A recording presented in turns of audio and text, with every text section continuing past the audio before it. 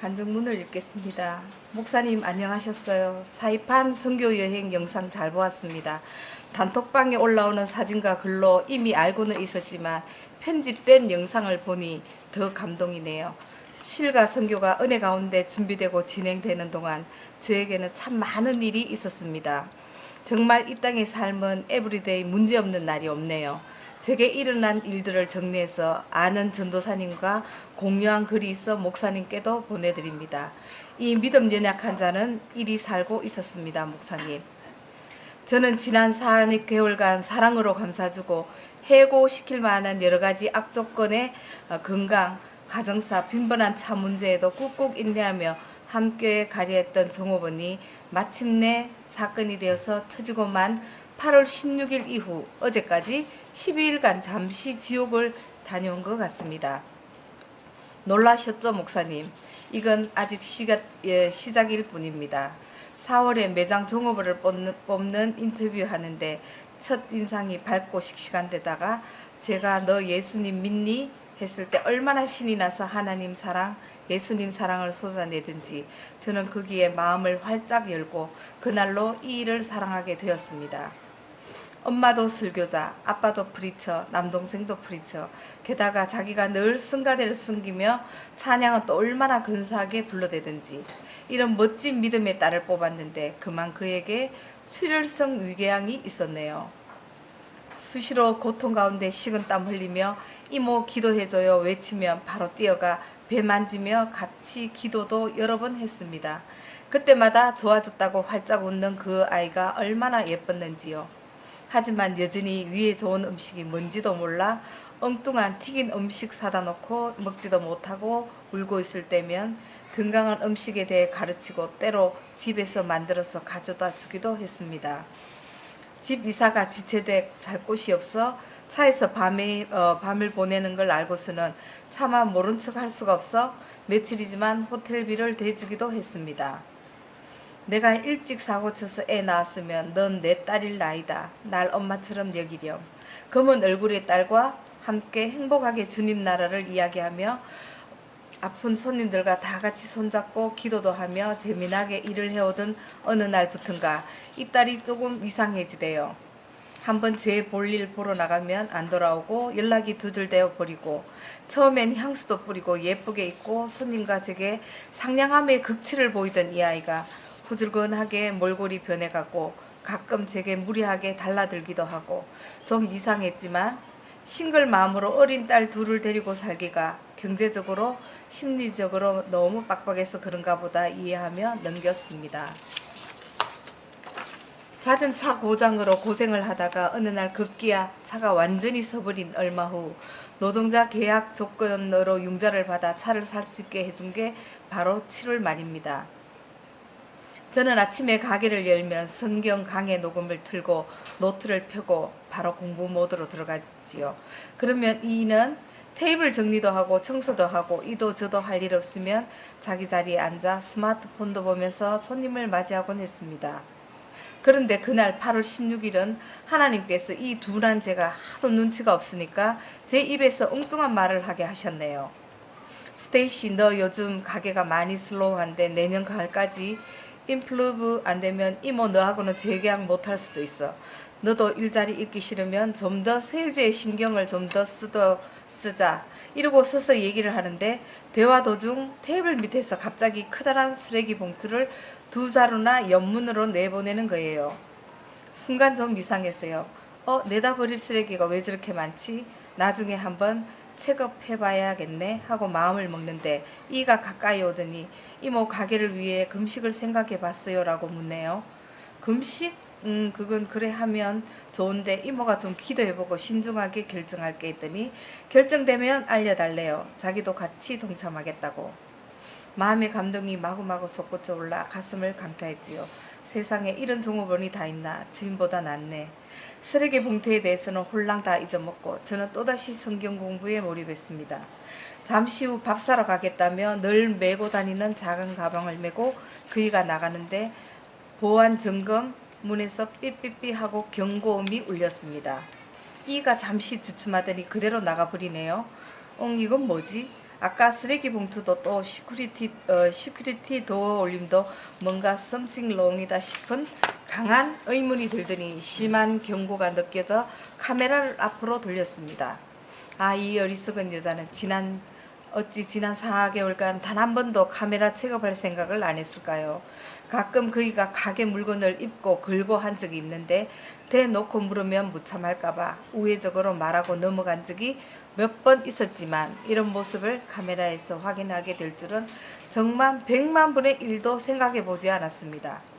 매일매일 쓰레기를 버리면서 자루자루 가게가 물건을 내갖고 손님과 공모해 버젓이 가게 플로어에서 현금 주고받는가 하면 제 주의를 손님에게 집중시키면서 뒤에선 대량의 물건을 빼돌리고 그 설교자라는 남동생도 수시로 들라들면서 누나와 협조해 도둑질을.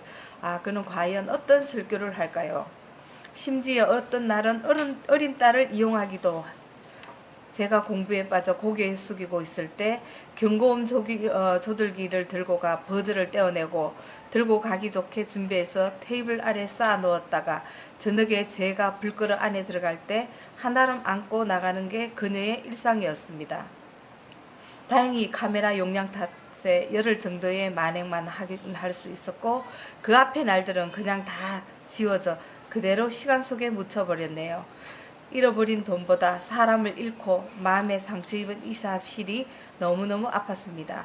그것도 입만 열면 오 하나님을 외치던 그녀라니요. 그날도 훔친 물건을 팔러 가며 엄마가 갑자기 풍 스트로크를 맞아서 병원에 가보아야 한다고 거짓말 문자를 보내고 매장에 돌아오지도 않았습니다. 다음날 이모가 가게 문 닫기 전에 더 바삐 더 열심히 움직여서 한탕 챙기고자 일찌감치 가게에 나온 그이는 결국 경찰에 연행되었고 저는 그날부터 가슴에 납덩이를 단 것 같은 심정으로 하루하루를 보냈습니다. 불쌍함에서 분노로 다시 국률로 어떤 날은 두려움과 공포감으로 다시 자비함으로 그러다 불만과 좌절감으로 죄질이 나빠서 길면 5년 행이라까지도 떨어질 수가 있는 흉악 범죄에 해당한다는 경찰의 응급. 그 후엔 차도 집도 살 수가 없고 다시는 직장도 얻을 수 없다는 말에 어린 딸들이 걸렸고 이의 앞날이 또다시 마음에 걸렸습니다. 어쩌라고요, 주님. 하나님의 사랑, 이스라엘 배반도 자꾸 떠올랐습니다. 새벽 예배에 나가니까 목사님이 왜 선택의 순간마다 예수님이셨다면 어떻게 하셨을까? 의 선택을 하라고 말씀하시던 날 그에게 장문의 편지를 썼습니다. 법원에 보수금 내고 벌써 나와 있다고 연락을 받았네요. 미국의 경찰력, 위법자 대우의 관대함을 넘어선 방만함 참 대단하기도 합니다. 회개하고 하나님께로 돌아오라고 이모 삼촌한테 진심으로 미안하다 하라고 그러면 용서해 주겠다고. 그러나 그는 끝까지 도둑질을 인정하지 않아요. 카메라가 모든 장면을 다 갖고 있다는 얘기도 그의 귀엔 도무지 들리지 않는가 봐요. 회개하지 않는 죄인, 일말의 미안함도 양심도 없어 보이는 죄인. 그러나 여전히 그 입에서는 예수님을 사랑한다고, 자기 안에 하나님이 있다고. 그 모습에서 이스라엘이 보이고 더 괴로운 건 제 모습이 겹쳐 보이고. 오 주여. 엊그제 주일 설교는 정말 압권이었습니다. 니느웨의 회개를 선포하라는 하나님의 말씀에 불순종해 다시스로 도망가다가 피노키오처럼 물고기 뱃속 구경도 하고 가전 우여곡절 끝에 니느웨에 간 요나의 이야기. 제가 너무 잘 아는 이야기지요. 그 악한 니느웨 사람들. 요나가 보기엔 절대 회개하고 용서받으면 안 되는 그들 또한 하나님의 가슴 아픈 사랑의 대상이었습니다.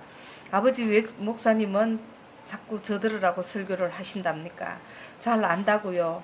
아빠 제가 뭘 하기를 원하시는지 다 안다고요. 이미 마음속에 결론은 나 있었지요. 다만 100% 채워지지 않는 뭔가 부족한, 그래서 예수님 마음이 오롯이 되지 못하는 그 어떤 게 있었는데 엊그제 그 아이에게 문자가 왔어요. 이모 하와이유로 시작해서 모든 게 잘 됐으면 좋겠다. 그런데 나 취직 좀 시켜주라. 삼촌, 제 아이들의 아빠 회사에 돈 벌면 전에 빌린 돈 다 갚을게요. 이러고요. 한동안 멍하니 이거를 보고 있다가 헬렌 켈러가 슬리번 선생님과 씨름하다가 왜들을 손바닥에 쓰여지는 단어의 의미를 깨닫던 그 순간처럼 아르키메데스가 유레카를 외치며 목욕탕에서 벌거벗고 뛰어나가는 순간처럼 번개가 머리에서 번쩍였습니다. 아하하 우하하 미친 여자처럼 막 웃어 제쳤습니다. 그래 그거야 얜 바보야 기억을 못해. 그냥 필요하면 앞뒤 안 가리고 하나님께 도와달라는 우리 인생이 모두 이 스테이시인 거야. 그래서 배신하고 거짓말하고 등 뒤에서 칼 꽂고도 급하면 도와달라고 매달리는 게 우리 인생이야. 나도 걔도 다 하나님 앞엔 똑같아. 그래서 주님이 오신 거고 인간이 할 수 없는 완전한 용서, 완전한 사랑을 보여주신 거야. 스테이시는 더 이상 미운 대상, 분노의 대상, 내가 그를 감옥에 넣으면 주변 거부한 사람들이 무모한 보복을 더 저지를 수도 있다는 두려움을 주는 그런 대상이 아니었습니다. 어린애같이 자기에게 필요해서 내 걸 가져갔고 필요해서 또 도와달라 연락하는 그런 존재, 하나님과 우리 관계였어요. 날마다 주님을 배반하고 아프게 하고 또 그리고 필요하면 주여 주여 외치는 제가 스테이시랑 뭐가 다를까요? 이런 나를 아버지가 용서하셨으니 이제 저도 그를 용서해야죠. 아니 이미 그는 자유하고 있더라고요. 저만 자유하면 되는 것이었어요. 짧다면 짧고 길다면 긴 지난 4개월간 참 많은 경험을 하고 고뇌 12월 만에 완전한 자유를 얻었습니다. 좋으신 주님 감사해요. 아프고 힘들고 꿈에서도 시달리고 그래서 팍삭 할머니같이 사가버렸지만 이제 다시 생생해지는 이 기분. 아 너무 좋아요. 주님 말씀 안에서 예수 안에서 힘내라 용기 주시고 기도해 주신 전도사님 감사드려요. 아버지 하나님 사랑해요. 고소치아 크레임 드랍하러 갑니다. 이상입니다. 목사님 실과 식구들 모두 다들 건강하시고 하루하루 더 주님 사랑하시는 날들 되시길 멀리서 기도합니다.